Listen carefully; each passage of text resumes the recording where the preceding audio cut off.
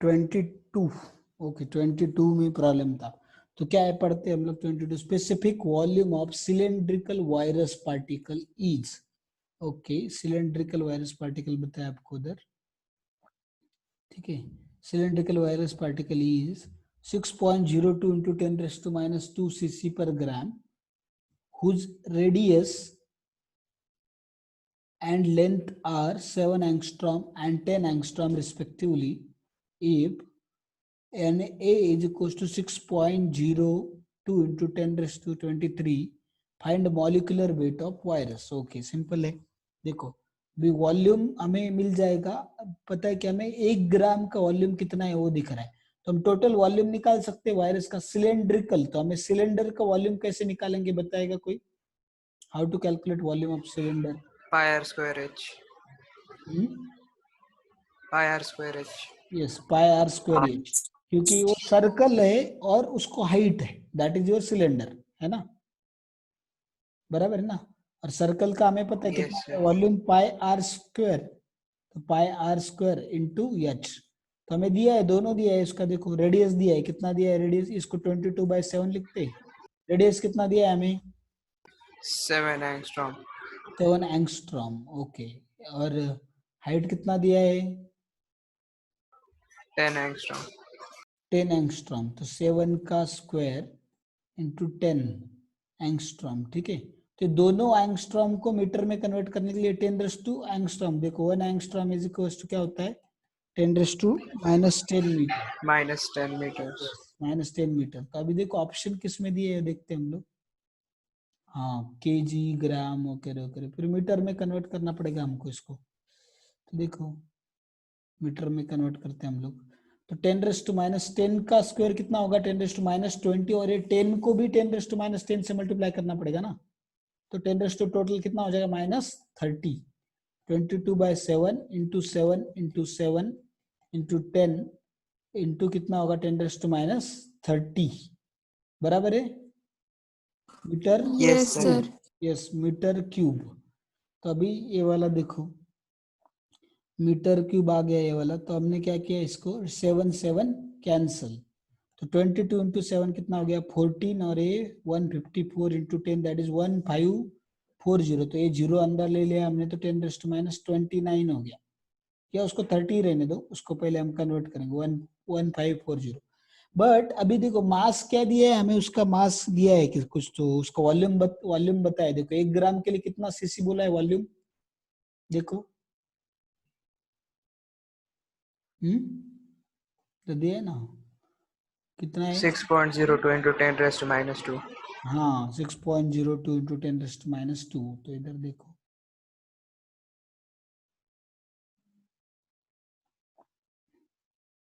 Six 6.02 into 10⁻², ये क्या है उसका, हम देखते कि 1 ml जो है उसका मास, इतने ml का मास कितना है? 1 ग्राम, बराबर है, समझे। तो अभी इसको मुझे मीटर क्यूब को ml में करना है, तो किससे मल्टीप्लाई करना पड़ेगा? देखो मीटर क्यूब को डीएम क्यूब में करना है, तो क्या होता है? 1000 से मल्टीप्लाई करते हैं, किससे? 1000 से। अगेन डेसीमीटर क्यूब को क्या करना है? मिलीमीटर क्यूब में, सेंटीमीटर क्यूब में करना है, तो और 1000 से, तो 10⁻6, बराबर है। Yes, sir. ठीक है, तो मीटर क्यूब से 1000 इंटू 1000, तो 10⁻6 होगा कि ज्यादा होगा? देखो मीटर क्यूब से हम पहले, अभी देखो मीटर क्यूब से पहले लीटर में करने के लिए 1000 से मल्टीप्लाई करेंगे, मतलब 10⁻3। फिर अगेन मीटर क्यूब लीटर को ml में करने के लिए कितने से मल्टीप्लाई करेंगे हम लोग? अगेन 1000, तो 10⁻6, यस करेक्ट। 10⁻6 से मल्टीप्लाई किया तो ये कितना बन जाएगा? 10⁻24 24. ml, बराबर है, समझे। Yes, sir. तो इसको लिखा हमने 1.54 इंटू कितना आएगा? 10⁻21 ml। Is this fine? Yes, sir. तो फिर अभी देखो हमें कैलकुलेशन करने, अभी ये तो आ गया, ये क्या आ गया? वॉल्यूम। एक हम देखा कि एक वायरस का वॉल्यूम कितना है वो हमें मिला, बराबर है। Yes, sir.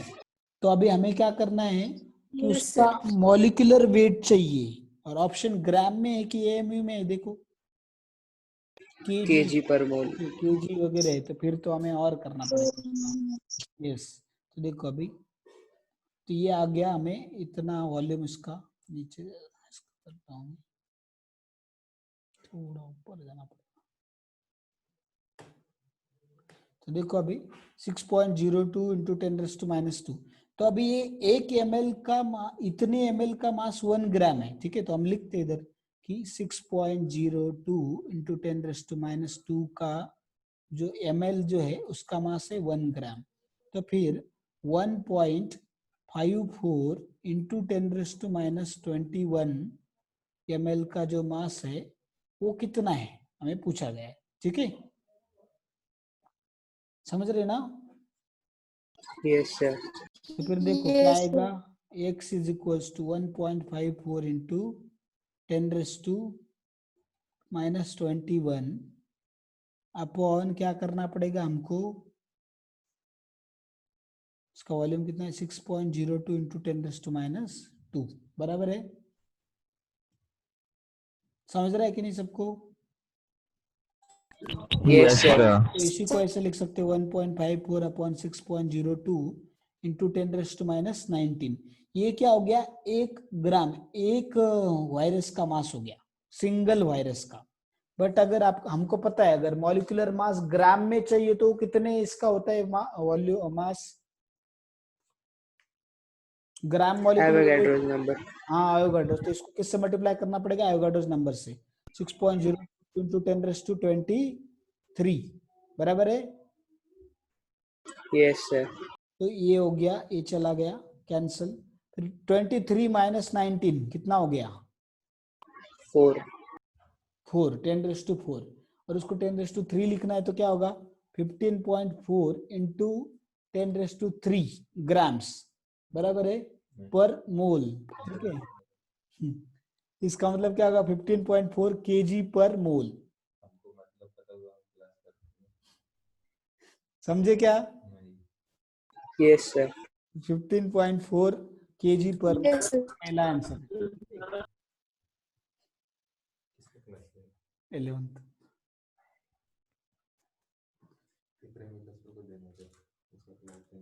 हाँ ठीक है,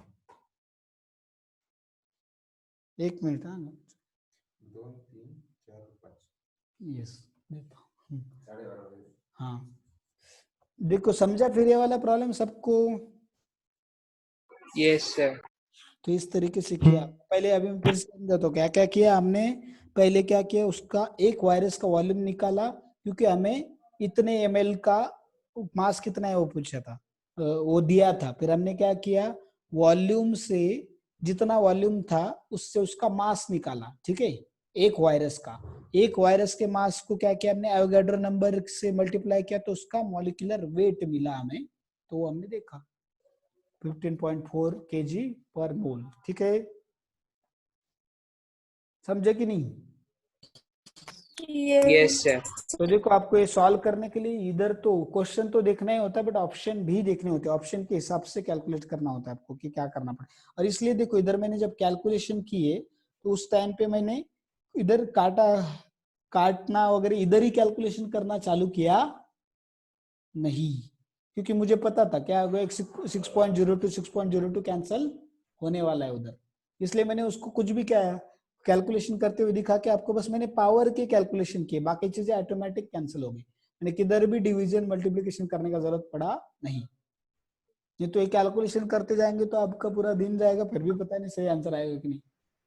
समझे ना? Yes, तो sir. नीट के और जेई के जो रहते हैं वो मोस्ट ऑफ द प्रॉब्लम ज्यादा बिना कैलकुलेशन करे ही सॉल्व होते, ज्यादा कैलकुलेशन करने की जरूरत नहीं पड़ती, बस थोड़ा दिमाग होना चाहिए और साथ में लेके जाना चाहिए उसको, ठीक है, तब वो हो सकता है, नहीं तो फिर नहीं। नहीं तो ऐसे कैलकुलेशन करते जाएंगे तो ये टाइम वेस्टर्स क्वेश्चन बोलते हैं इनको, इसमें बहुत टाइम वेस्ट हो जाएगा। अगर ऐसे डायरेक्टली करते आप तो फिर इसमें इतना टाइम नहीं जाएगा, जल्दी क्या होगा आपका ये हो जाएगा, नहीं तो बहुत टाइम जाएगा। इसके एक्चुअल कैलकुलेशन करते बैठेंगे तो बहुत टाइम जाने वाला है, ठीक है। नेक्स्ट देखो अभी 22 हो गया, और किसमें कुछ प्रॉब्लम, कौन सा क्वेश्चन में? नेक्स्ट बताओ, नेक्स्ट बताओ। सर 23।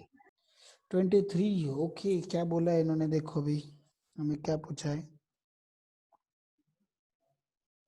इन अ क्या बोला है, in uh quantitative analysis of second group in laboratory H2S gas is passed in acidic medium for precipitation when Cu2 plus and Cd2 plus react with KCN, then for product true statement is। oh true statement is। तो अभी इसमें देखो, अभी हमें देखना है कि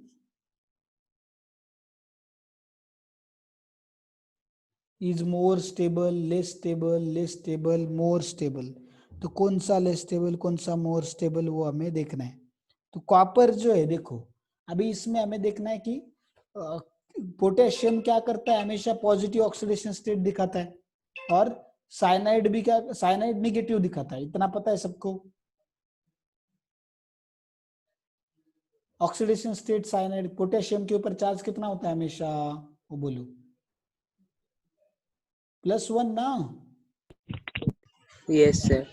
you के ऊपर हमेशा +2, Cn के ऊपर हमेशा -1, Cd के ऊपर +2।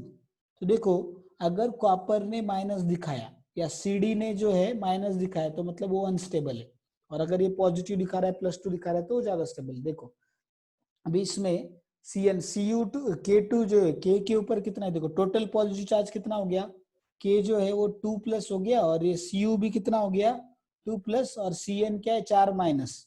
तो हमने देखा कि इसमें ये 4+- 0 हो रहा है, ठीक है, तो ये ठीक है। अभी K2CdCN4, K2CdCN4 अगर हम देखते इसमें वाला, ये प्रेसिपिटेट में भी क्या होगा, सेम, इसका भी क्या देखते, 0 हो रहा है चार्ज, टोटल चार्ज 0 है, तो सबका भी हम देखते कि ऑक्सीडेशन स्टेट जितना आना चाहिए था उतना ही है।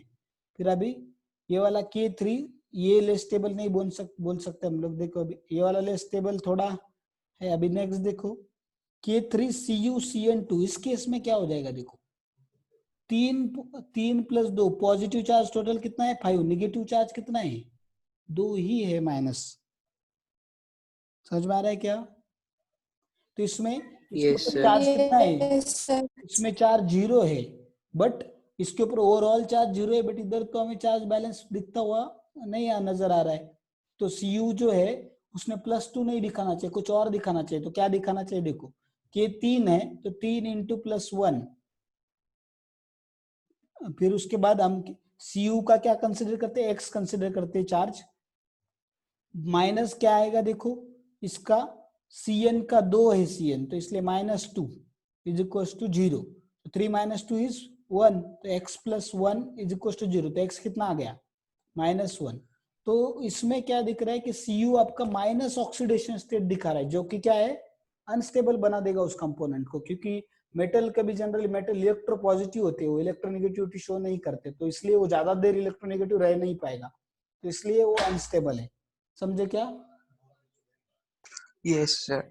क्लियर। तो इसकी K3CuCN2 लेस। फिर नेक्स्ट देखा हमने K2CdCN3, ये वाला बाकी सारे स्टेटमेंट क्या है, हम देखते हैं कि ये वाले इतने ज्यादा नहीं है। हम क्या पूछा था हमें, ट्रू स्टेटमेंट इज, तो ये वाला ट्रू स्टेटमेंट है, लेस स्टेबल है।